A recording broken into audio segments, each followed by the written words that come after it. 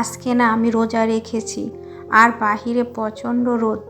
এই রোদ্রের সময় বারবার মনে হয়েছিল যে পানি খাবো, মানে পানি খেতে মন চেয়েছিল বেশি।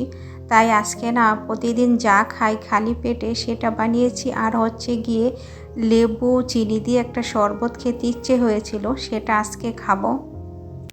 আসসালামু আলাইকুম, শিল্পী ডেইলি ব্লগে আমি শিল্পী আপনাকে স্বাগতম। যে যেখান থেকে ভিডিওটি দেখতেছেন আশা করি ভালো আছেন এবং সুস্থ আছেন প্রতিদিনের মতো। আমিও ভীষণভাবে ভালো আছি, আমার পরিবার নিয়ে আলহামদুলিল্লাহ।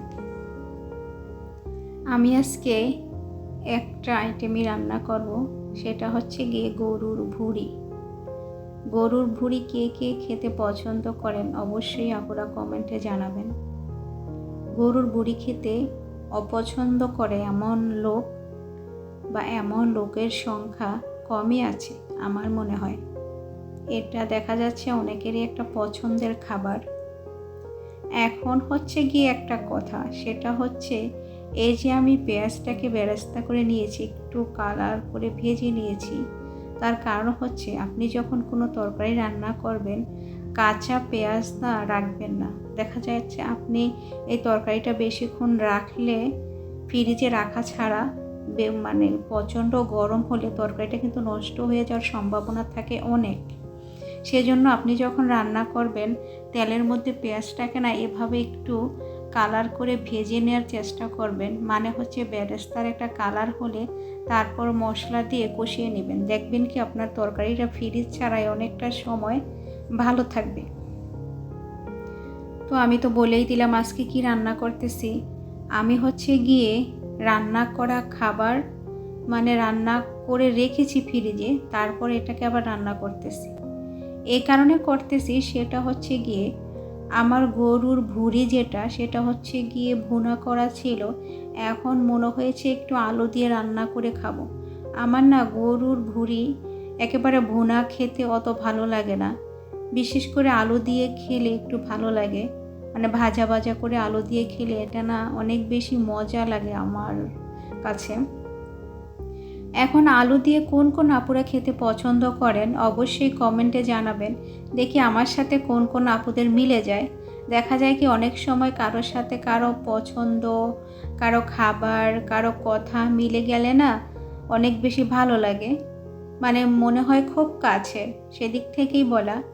এটা কিন্তু একবার রান্না করা ছিল, সেজন্য কিন্তু এটার অবস্থা এরকম। বোঝা যাচ্ছে না যে এখানে ভুঁড়ি নাকি অন্য কিছু রান্না করতেছি। যেহেতু একেবারে অলমোস্ট এটা রান্না করেই রেখেছি ফ্রিজে, সেজন্য এরকম মানে দেখতে হয়েছে।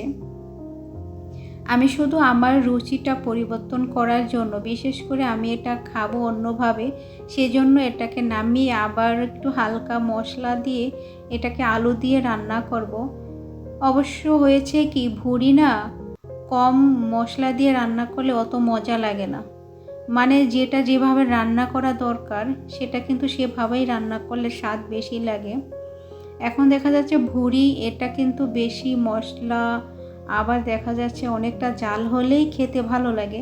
এখন এটা কম জালে রান্না করলে কি মজা লাগবে আপুরা বলেন তো? ভালো লাগবে না।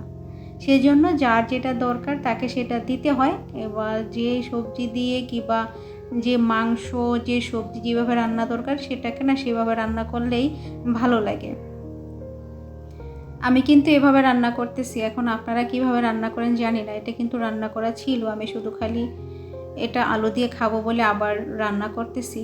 আমার না আজকে ভয়েস দিতে একেবারে ভালো লাগতেছিল না। মনে হচ্ছে ভয়েস দিব কি বলবো। মাঝে মাঝে এরকম একটা অবস্থা হয়, ভয়েস দিতে আসলে ভুলে যাই যে আমি কি বলবো। আবার দেখা যায় কি কথার মধ্যে অনেক ভুল হয়ে যায়। এখন হচ্ছে কি আপুদের কাছে একটা কথা, সেটা হচ্ছে কি আমার ভয়েস যদি কোনো কারণে খুব বেশি খারাপ শোনা যায় কিংবা ভালো লাগছে না কিংবা কোনোটা ভুল হচ্ছে, অবশ্যই আপনারা আমাকে কমেন্টে জানাতে পারেন। কেননা আমি তো কমেন্টে জানলে দেখা যাচ্ছে বুঝতে পারবো আমি এই জিনিসটা ভুল করেছি। সেদিক থেকেই বলা। আমরা তো অনেক কথাই বলতে চাই, মাঝে মধ্যে কথা বলতেই থাকি। আবার দেখা যাচ্ছে কি একটা স্পিকার যদি ধরিয়ে দেওয়া হয়, আবার দেখা যায় কি একটা অনুষ্ঠান হলে ওখানে যদি দাঁড় করিয়ে দেয় যে আপনাকে ওখানে কথা বলতে হবে, তখন না আমার মনে হয় আর কথা বলা যায় না। আমি একটা গল্প বলি। আমার হচ্ছে গিয়ে একটা স্যারের গল্প। স্যার তো আর এখন আমার কথা শুনবে না। আমার এই কথাটা মনে হলো এই মানে এই ভয়েস দেওয়ার কারণে মনে হলো, সেজন্য বলতেছি। আমার স্যার বলতেছিল একদিন, আমরা না কথাটা শুনে হাসছি। এখন মিলিয়ে দেখি কি না, আসলেই তো স্যার ঠিক বলেছে। স্যার বলতো কি, স্যারের এক বন্ধুর সাথে হয়েছিল। স্যার বলতেছে, জানো কোনো জায়গায় দাঁড়িয়ে কথা বলা না অত সোজা কথা না। আমার এক বন্ধুকে বন্ধুর একটা অনুষ্ঠান, ওখানে বন্ধুকে পুরস্কার দেওয়া হবে।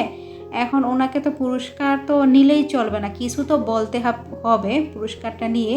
তো আমি আমার বন্ধুকে না সব কিছু শিখিয়ে দিলাম যে এভাবে এভাবে বলবেন, একেবারে মুখস্থ করিয়ে দেওয়ার অবস্থা। তারপর কি হয়েছে, আমার বন্ধু তো স্টেজে গিয়ে স্পিকার যখন ধরিয়ে দিয়েছে, সব কিছু ভুলে গেছে। এখন তো ওই জায়গায় গিয়ে তো কেউ আর বলে দেওয়ার মতো নাই, এরকম একটা অবস্থা হয়েছে। তখন না কথা শুনে, স্যারের কথা শুনে হাসছিলাম যে এরকম হয়েছে। তো এখন না আমারও এটা হয়, তো এখন স্যারের কথা না অনেক বেশি মনে হলো। আসলেই তো স্যার ঠিক কথাই বলেছে। আমরা যে প্রতিদিন এত কথা বলি, অথচ কোনো একটা প্ল্যাটফর্মে যদি আমাদেরকে দাঁড় করিয়ে দেয় কথা বলার জন্য, সেখানে না সবাই কথা বলতে পারে না। কথা বলার জন্য অবস্থা সবার তখন না তৈরি হয় না। সবাই দেখা যাচ্ছে সব জায়গায় কথা বলতে পারে না। কিন্তু আমার মনে হয় কি আস্তে আস্তে হয়ে যাবে। আমার এখন হচ্ছে গিয়ে বলতে পারছি না, অতটা গুছিয়ে বলতে পারছি না, কিন্তু ইনশাল্লাহ এটাও হয়ে যাবে। মানুষ চাইলে না সব সম্ভব, বিশেষ করে চেষ্টা করলে সব সম্ভব। আপনি এখন পারছেন না ভয়েস দিতে, গুছিয়ে কথা বলতে পারছেন না, বিশেষ করে যখন ভয়েস দিতে আসেন তখন এরকমটা হচ্ছে। দেখবেন কি একসময় আপনি অনবরত গড় গড় করে কথা বলতেছেন, আপনার কথা যে কোথা থেকে আসছে আপনি বুঝতেই পারবেন না। এটা না আমার বিশ্বাস, আমার মনে হয় একসময় আমিও পারবো খুব সুন্দর করে গুছিয়ে কথা বলার জন্য, খুব তাড়াতাড়ি বলার জন্য। তো এখন আপুদের কাছে আমার একটা ছোট্ট রিকোয়েস্ট, আপুরা কমেন্টে জানাতে পারেন আমি আসলে কিভাবে বলি, আমার কথাগুলো আপনাদের শুনতে কেমন লাগে, অবশ্যই কমেন্টে আপনারা জানাতে পারেন। আমি কিন্তু আমার কথা বলে যাচ্ছি, আমি জানি না আমার আপুরা বা ভাইয়ারা আমার কথাগুলো শুনছে কি না। আমার কথা যদি শুনে থাকেন, অবশ্যই আমার একটা মন থেকে ভালো লাগা কাজ করে। কেননা একটা ধৈর্য নিয়ে ভিডিও দেখা, কারো কথা শোনা মনোযোগ দিয়ে, এটাও তো একটা আমার নিজের কাছে কেন জানি না খুব বেশি ভালো লাগে।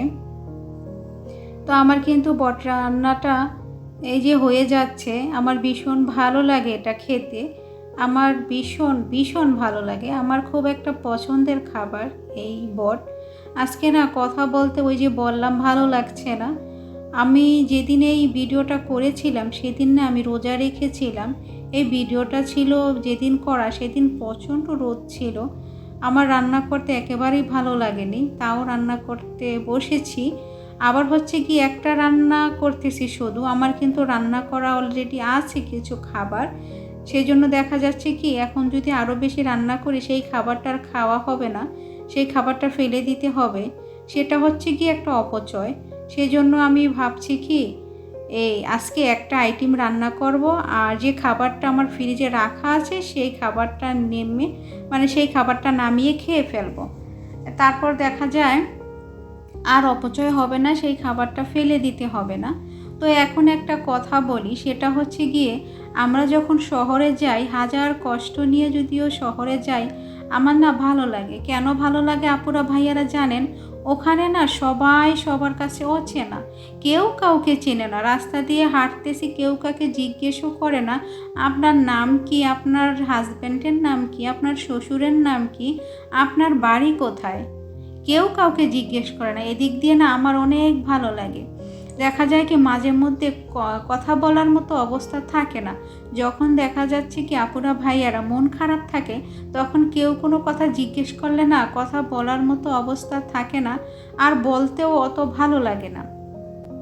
তারপরও আমরা তো মেয়েরা পরিস্থিতির শিকার, শ্বশুরবাড়িতে থাকি, দেখা যাচ্ছে এখানে কথা বলতে হয়। মন খারাপ করে থাকলে অনেক সময় হয় কি নিজের কষ্টগুলো গোপন রেখে কারোর সাথে হাসতে হয়, কথা বলতে হয়। অনেক মেয়েদের ক্ষেত্রেই কিন্তু এটা হয়। তো আমারও একই অবস্থা মাঝে মধ্যে হয়। তখন দেখা যায় কি নিজের কষ্টগুলো লুকিয়ে রেখে সবার সাথে হেসে কথা বলার চেষ্টা করি আমি। মাঝে মধ্যে জানেন এই কথার উত্তরগুলো দেওয়ার জন্য আর ভালো লাগে না। আমি না লুকিয়ে থাকি মাঝে মধ্যে। কারো কথা যদি কেউ আমাকে জিজ্ঞেস করবে কিংবা কাউকে দেখতেছি, ভাবতেছি উনি আমাকে কিছু জিজ্ঞেস করবে, সেই জন্য না আমি লুকিয়ে থাকি। ওই যে আমার কথা বলতে ভালো লাগছে না সেজন্য। আর এই যে এটা হচ্ছে গিয়ে আজকে কিন্তু আমি কিচেনটাকে খুব ভালো করে পরিষ্কার করব। কিচেন পরিষ্কার করলে না আমার মন অনেক ভালো থাকে। আমার না মনের ভিতরটা এতটাই শান্তি হয়ে যায়, আসলে সেই কথা না আপুরা ভাইয়ারা বলে বোঝাতে পারবো না। বিশেষ করে আমার যখন মন খারাপ থাকে না, তখন না আমি ঘর গোছাই, কিচেন গোছাই। কেন গোছাই জানেন আপুরা ভাইয়ারা? আমার হচ্ছে কি ভীষণ ভালো লাগে। মানে ওই যে মন খারাপ, তখন মনে করি কি এগুলা গোছালে আমার মন অনেক বেশি ভালো হবে, সেজন্য এই কাজগুলো আমি করে থাকি। এখন এখন একটা কথা হচ্ছে আপুরা ভাইয়ারা, আপনাদের যদি মন খারাপ হয় তখন না আমার মতো ঘর গোছাবেন, দেখবেন আপনার মন ভালো হয়ে যাবে। যদি ভালো না হয় তাহলে অবশ্যই কমেন্টে জানাবেন। আমি 100% বলতে পারি আপনার মন ভালো হওয়ার এই একটা ঔষধ। আপনার রুম গোছানো, আপনার কিচেন গোছানো, তখন দেখবেন ওষুধ খাওয়ার আর প্রয়োজন হবে না। এটা দেখলেই আপনার মন ভালো হয়ে যাবে।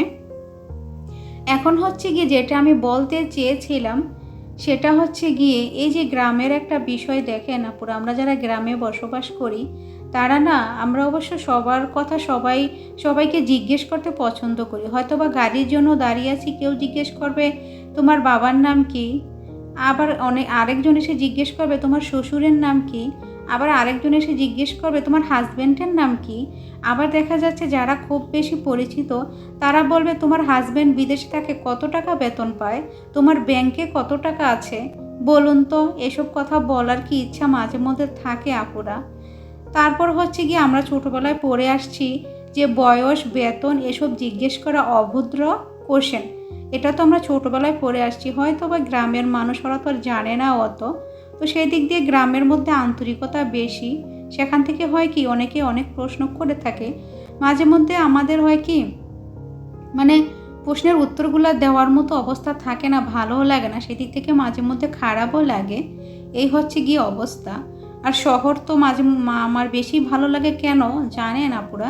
কেউ কাউকে জিজ্ঞেস করে না যে কি আপনার নাম কি, আপনার বাসা কোথায়, আপনার হাজবেন্ড কি করে, আপনার বাবার নাম কি। এজন্য না শহর এদিক দিয়ে ভালো লাগে। দেখা যাচ্ছে প্রশ্নের উত্তর দিতে সে সময় ভালো লাগে না, সে সময় কেউ কিছু জিজ্ঞেস করছে না, সেই জন্য আমার না খুব বেশি ভালো লাগে। আজকে অবশ্য আমি ভিডিও কিন্তু শেষের দিকে আপুরা ভাইয়ারা, এখন ভিডিওতে কোন জিনিসটা আপনাদের ভালো লেগেছে, আমার কথা না ভিডিওতে যা দেখিয়েছি, অবশ্যই আপনারা কমেন্টে না জানাতে পারেন। আমার খুব বেশি ভালো লাগবে সেদিক থেকে যে আমার আপুরা একটা না একটা তো ভালো লেগেছে আমাদের। বিশেষ করে আমার ভয়েস না আমার ভিডিও একটা না একটা তো আপুদের বা ভাইয়াদের ভালো লেগেছে, সেদিক থেকে না নিজের মধ্যে একটা ভালো লাগা তৈরি হবে। তো এখনও আমি জানি না, আমার ভিডিও প্রায় শেষ পর্যায়ে চলে আসছি। এখনও কোন কোন আপুরা ভাইয়ারা এখনও আছে আমার জানা নাই আমার ভিডিওর মধ্যে। যদি থেকে থাকেন তাহলে আপনার জন্য মন থেকে ভীষণভাবে দোয়া। আপনি ভীষণভাবে ভালো থাকুন। নাকি আমি একাই বকবক করছি আমার জানা নেই। আচ্ছা, যা করছি আমার কাছে এটাও ভীষণ ভালো লাগা একটা কাজ করে। আমার মনে হয় কেউ শুনছে না, সেটা থাক না, সেটা নাই ভাবি। তো আমার কিন্তু আজকে রোজা, তাই আমি এগুলো খাবো, ভালো লাগতেছে আমার। আসসালামু আলাইকুম, আল্লাহ হাফেজ।